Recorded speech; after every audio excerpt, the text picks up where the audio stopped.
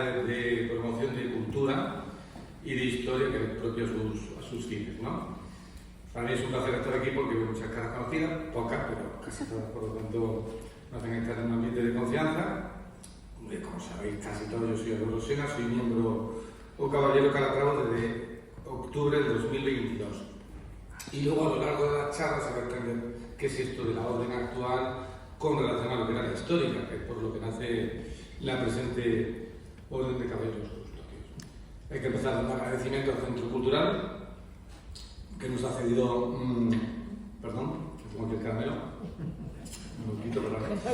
que nos ha cedido las instalaciones, la jefa de departamento, Catiana, y el local de cultura, el coronel José Carlos, y luego, por supuesto, los principales agradecimientos van al comendador de Madrid, don Daniel Notario, y a Pedro Fernández, comendador mayor, que son los que nos hemos ocupado de coordinar este evento, de celebrarlo y de promoverlo, ¿no?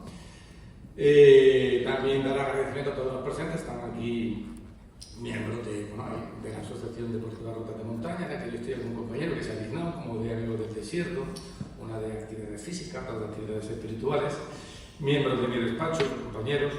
También tengo que dar las gracias a mi socio, que es el eslabón de enlace con el Centro Cultural, y es gracias a quien un poco nos han facilitado el acceso a este centro. Bueno,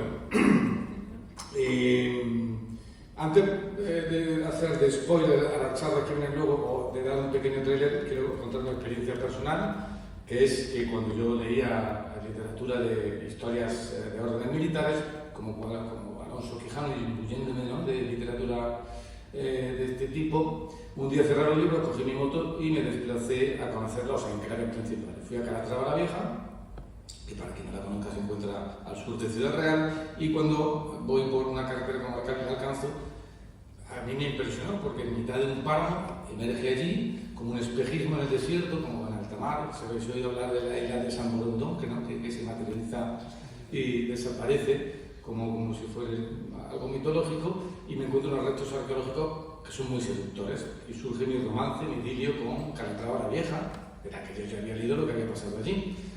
Calatrava la Vieja es un enclave que se encuentra en el camino de paso desde Córdoba a Toledo, una ciudad muy importante, una ciudad con filósofos, sabios. Hay una medina, allí había musulmanes desde el año 785 hasta que la ocupan en 1147 los castellanos, y hay una mezquita dentro, y luego hay unos ingenios hidráulicos, ¿cómo se llaman estos? ¿Cómo? Las norias tienen un nombre más específico, corazas o algo así, luego lo buscaré. Unos ingenios que extraían las aguas del Guadiana que rodea el recinto medieval para abastecer a la población y llenar los fosos. Era una ciudad que tuvo mucha vida. Entonces, ¿qué es lo que sentí cuando fui? Hay ruinas que están muertas y otras que son ecos del pasado. Y yo lo que vi allí era que se oía a través de las paredes lo que siglos atrás puede haber estado ocurriendo en este sitio. Luego cogí la moto y me fui a Calatrava la Nueva, Plaza Merian, y me sorprendió igual. Allí hay un castillo enorme, un castillo que tiene una ciudadela dentro, que tiene un monasterio cisterciense con un rosetón. Si conocéis Santa María de la Huerta, el rosetón enorme a la entrada, y este tiene varios perímetros y por lo tanto te impacta igual, porque uno y otro se encuentran en mitad de la nada. Si nadie ha visitado estos sitios, ahora mira mi recomendación, y porque no están en una ruta convencional. Frente a Calatrava la Nueva estaba Salvatierra, un castillo ya derruido, que fue para los calatravos, que pasaba más en la orden de Salvatierra, y luego finalmente fui al Arcos para ver dónde se había producido la última batalla, que encendió la mecha de las Navas de Tolosa. Bueno, pues esto lo digo un poco como presentación e invitación a que, por lo que vais a vivir, seguro que aquí hay mucha gente ha leído historias de este tipo, pero no tantos habéis visitado estos enclaves arqueológicos, que están todos explotados por centros de interpretación, salvo Salvatierra, que es una finca privada. El resto, incluida la Nava de Tolosa en Santa Elena, tiene su centro de interpretación. Y ahora yo lo que quiero hacer para conectar la charla de Pedro con la del siguiente ponente de la Nava de Tolosa es hacer un pequeño trailer, que es año 1147, Calatrava la Vieja, la toma el rey Alfonso VII de León, el emperador, y poco más tarde la cede a los templarios, a la orden religiosa militar más importante de la historia del cristianismo, ¿no? Y los templarios van a estar allí una serie de años, pero por razones que luego nos explicará el ponente, no se sabe si por falta de fuerzas o efectivos o por convenio con el rey o porque las aguas estaban estancas y producían enfermedades, a los 10 años se abandonan, lo cual le queda una mancha en su expediente.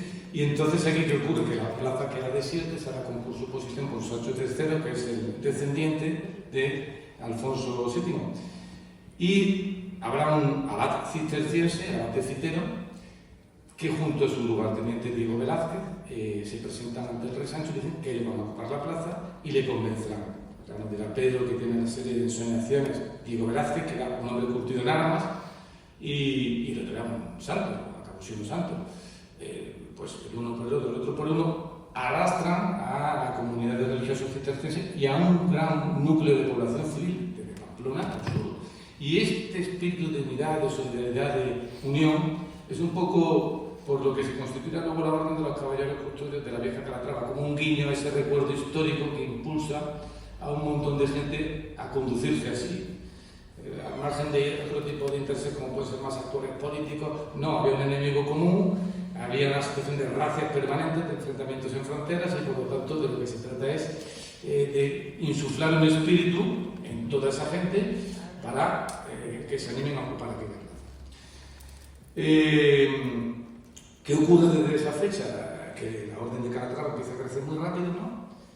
Y luego voy a dar unas fechas muy continuas en lo que ocurre lo contrario. En los años 1187, la batalla de los Cuernos de Jatín, en donde en Oriente, que lo que pasaba en Oriente tenía eco aquí en Occidente, porque las cruzadas iban de la mano, se pierde Jerusalén y allí mueren casi, lo hemos visto en la batalla, en la película del Reino de los Cielos de Ridley Scott, ¿no? Pues masacran a los templarios y a las órdenes militares que estaban allí en Oriente.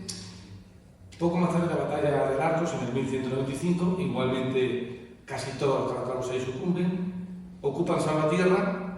Salvatierra era un referente en todo Europa, es un castillo, tenéis que verlo frente a Calatrava la Nueva, que eran solo los restos, pero se hacen fuertes los calatravos y eso constituye una isla de calatravos en mitad de un mar de musulmanes, que se hacen fuertes, resisten, hasta que en el 1211 hacen una carga de los 300, salen en desbandada, toman los musulmanes Salvatierra y al año siguiente se da la batalla de la Nava de Tolosa. Bueno, pues de esto van a ir las dos charlas, ¿verdad? Que nos van a contar ahora de cómo de lo uno se llegará al otro y qué protagonismo tenía que los calatravos. Hago unas últimas citas para que vean un poco cómo se caldeaba el ambiente en la época. San Bernardo de Claraval, que es el mayor predicador del siglo XII, de la reforma del Cister, primo hermano de Hugo de Payens, gracias al cual los templarios, por apoyo del mismo, nacen. Y lo que diga para uno, lo que diga vosotros, escribía, año 1130, que era poco antes de que se constituyeran los calatravos. Esta milicia aspira a exterminar a los hijos de la infidelidad, combatiendo en dos frentes a la vez, contra los hombres de carne y hueso y contra las fuerzas espirituales del mal que están esparcidas por el aire. Añadía, lo digo para que imaginemos cómo al final alguien con esta contundencia anima a otros a que puedan tomar una determinación como la que ocurrió con la jefa de Calatrava. Con cuánta gloria vuelven los que han vencido en una batalla, que felices mueren los mártires en el combate. Alégrate, valeroso atleta, si vives y vences en el Señor, pero salta de gozo y de gloria si mueres y te unes íntimamente con el Señor. Y otra referencia dice, Dios ha ordenado un torneo entre el cielo y el infierno, y pide a todos los que desean defenderle que no le falten. Pero es que en la sura del Corán, en el yihad de ese esfuerzo para ir hacia el camino de Dios, decía, del otro lado, porque parece aquí que los fanáticos, entre comillas, podían ser los cristianos. Decía, combatid en el camino de Dios a quienes os combaten, pero no seáis los agresores. Dios no ama a los agresores. Matadlos donde los encontréis, expulsadlos donde os expulsaron. La idolatría, vosotros hablando de infidelidad, es peor que el homicidio. No los combatáis junto a la mezquita sagrada hasta que os hayan combatido en ella. Si os combaten, matadlos. Esa es la recompensa de los infieles. El ambiente estaba, ¿no? Por otro, pues estaba hecho un polvorín como que para que pasase lo que pasó con la batalla de las Navas de Tolosa, que yo aquí siempre, cuando oigo a Cervantes decir de la de Lepanto, que es la más alta ocasión que había en los tiempos presentes, pasados y veranos venideros, diré, no, fue las Navas de Tolosa, porque Lepanto se sabe que se cuestiona el cambio del curso de la historia aunque fuera más espectacular, hablábamos del modelo de lo que pasó después. Y luego lo último la última cita que quiero haceros es esta de una película, pues si a alguien le suena, dice: así pues vuestra santidad, vuestros sacerdotes están muertos y yo sigo vivo, pero en verdad soy yo quien ha muerto y ellos son los que viven, porque como ocurre siempre, los espíritus de los muertos sobreviven en la memoria de los vivos. Es decir, es la memoria de aquellos muertos en batalla la que traemos a la memoria de los vivos que estamos hoy aquí a lo largo de los siglos, porque a nadie se le olvida lo que hicieron y es bueno que se recuerden. Por ejemplo, surgió una orden como la nuestra de los caballeros custodios de Calatrava la Vieja, que participaron en las navas de Tolosa y que con todo este ánimo al que me he referido pudieron combatir. Entonces, creo que es justo que se les recuerde. Bueno, pues vamos ya con Pedro Fernández, comendador mayor, que nos va a dar esta primera charla de la génesis de la Orden de Calatrava. Pedro es el comandante del ejército, es instructor de vuelo, de helicópteros, ha hablado de muchas misiones especiales, cuando no lo hace participa apagando fuego, si no me equivoco, y bueno, es experto en geoestrategia militar, se ha centrado en su estudio, por lo tanto va a hacer una traslación de cómo ha estudiado los legajos de constitución de la Orden para explicarnos y desentrañar cómo se transforma una naturaleza contemplativa o espiritual en una combativa, porque crea carga de conciencia, ¿no? Eso necesitaba un refuerzo psicológico, teológico, y luego lo traslada a los tiempos actuales, de una manera muy inteligente. De Pedro tengo dos anécdotas. Una es que me dice que los helicópteros vuelan no por una cuestión de ingeniería o aeronáutica, sino porque Dios lo quiere, que son aparatos complicados. Y luego también me contó una que me emocionó mucho, y era como en una ocasión comandaba una línea de helicópteros y regresando a la base, en un tiempo reciente, muy revuelto en España, en el que había un sector de población muy insurrecto, no voy a decir cuál, en el noroeste, ¿no?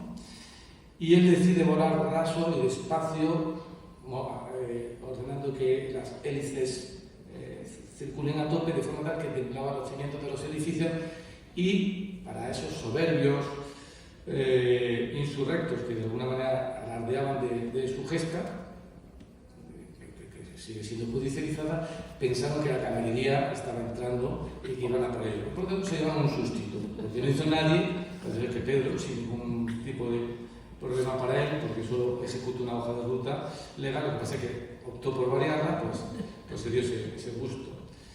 Pues nada, puedes hacer a Pedro como...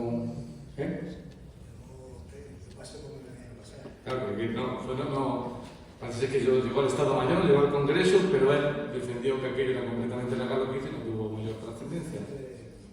Antes de tomar ya estaba saltando mi teléfono como... Echando chispas de... me estaba dando los oídos. A mí me recuerda el escena de Apocalipsis Now, ¿no? Lo he visto con helicópteros llenando de napalm. Pues no llegó a ver eso, ¿no? Simplemente fue algo disuasorio.